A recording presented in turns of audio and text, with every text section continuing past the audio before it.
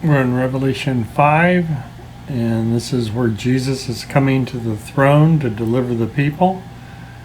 You are worthy to take the scroll, to open its seals, because you were slain, and with your blood you purchased for God the persons from every tribe and language and people and nation.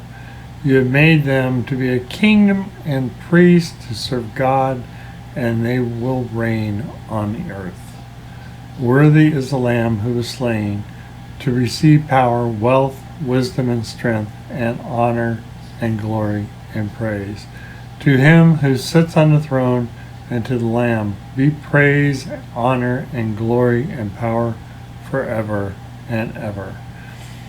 So a lot of pastors are speaking about the Antichrist coming to power and marking everybody. They're not acknowledging the deity of Christ. They're not acknowledging the King of Kings and the Lord of Lords. It reminds me of criticism I heard from the pulpit about the Israelites being surrounded by their enemies and being fearful and afraid and not allowing God to protect them. So Christians need to understand that God is the Creator. He's the King of Kings and Lord of Lords, and this process we're going through is develop our souls and our personalities to be with God forever. The choice is yours to call upon His name. But you've been predestined before time began to create you as a person to be with God. Otherwise, God would just leave with a few Christians that believe and destroy the earth. But that doesn't make sense if you're involved in business and you've created a large enterprise and someone has come in and stolen your employees and stolen goods from you and broken into your warehouse. You would call the police, you call 911, and you would intercept this thief and you would take him and put him in jail. So this is what's happening here. Jesus is coming in and capturing what's his creation, which you are, the crown jewel of his creation. Can you imagine being surrounded by angels?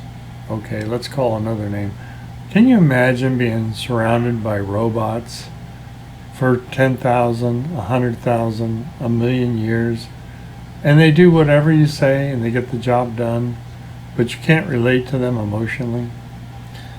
So what would it take to create a person, an individual, that would know right from wrong and be able to choose love and be able to abide with you forever and know that you were redeemed by a perfect God?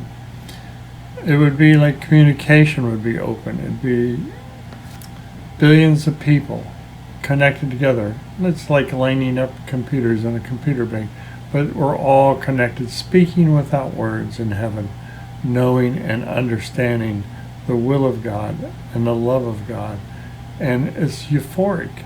It's euphoric. It's better than being on drugs. It's better than anything because it's all the time.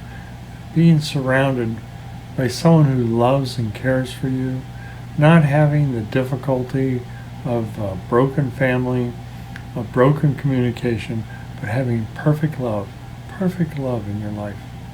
This is heaven. God is perfect love, and we are in perfect condition to receive His love. So we have a new body and new mind, and He's restored us. So today we make computer games, and you've seen them. The kids play them all the time.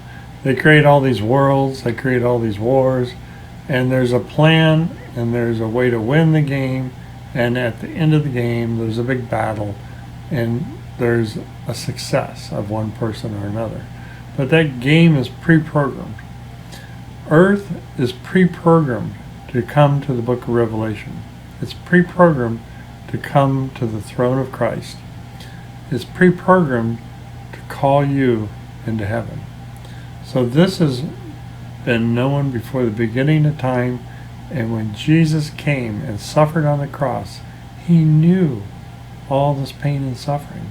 He felt it on his skin as a scar, has your name on it.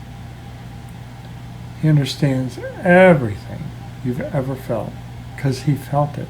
God felt your pain. God felt your suffering. So Jesus is the Redeemer. He's the one that's going to set the captives free. And we are enslaved to this world. We may not see it that way because some people are masking that with alcohol. They're masking it with money. Some people are workaholics. They work all the time. Different ways to mask the pain. But Jesus is coming to deliver us from this kingdom into his kingdom.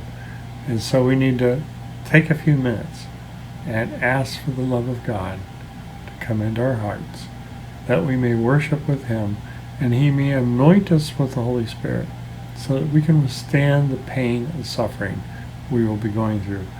So we will be taking up our cross and walking to our crucifixion here in Revelation and laying our lives down for our brothers and sisters. There's no greater love than if you lay your life down for your brother and sister. This is the true meaning of love. Caring enough for somebody else that you lay yourself down.